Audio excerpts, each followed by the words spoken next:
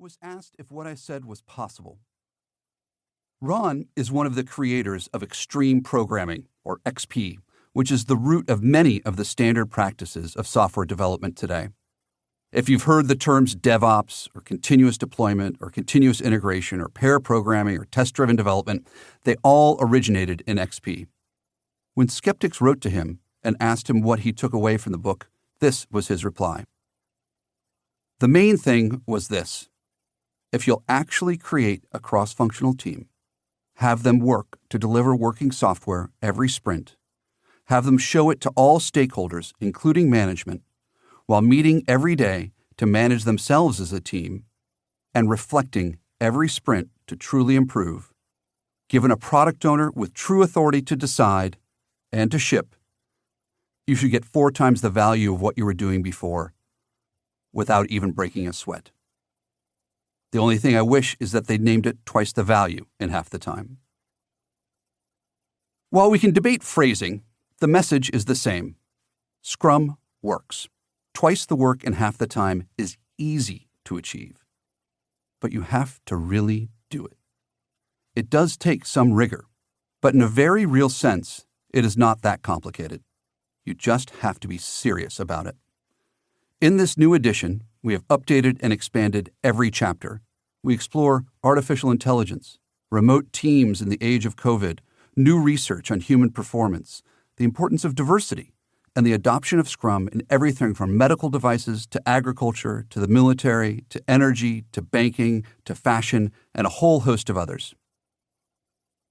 The largest edition is on enterprise agility. This involves applying Scrum to accelerate an entire organization. This has been the largest growth of Scrum in the past 10 years. No longer is Scrum used just by single teams or even single departments. It is used to drive innovation and execution across the whole company. We show you exactly how to do it in your company, step by step. Because it can be done, and often it has to be. In another country, in another place, in another time, I was sitting down with a man who had just made a very, very different decision.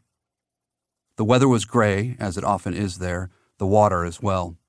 The floor-to-ceiling windows from the top floor overlooking the bay framed the gray with blonde wood and golden accents.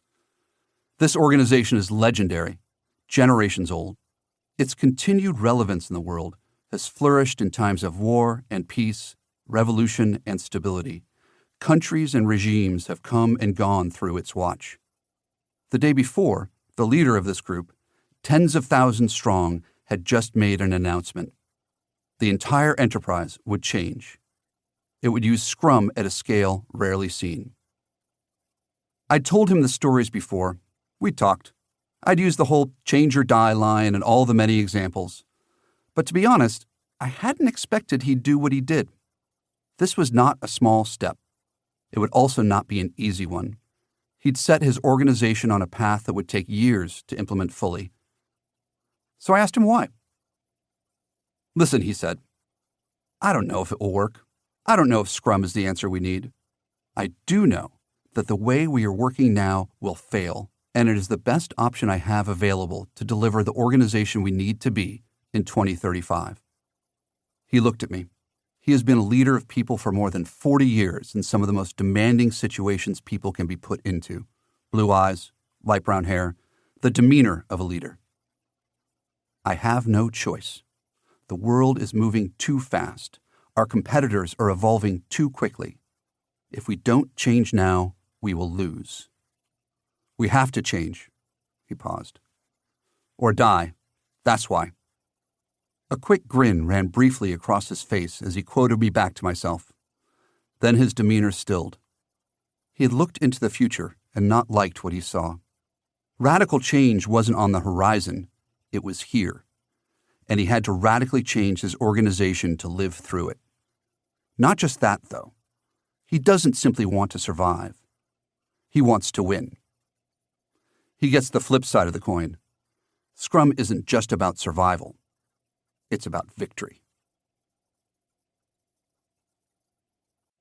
Chapter 1. The way the world works is broken. The pandemic damn near broke everything. It was only going to be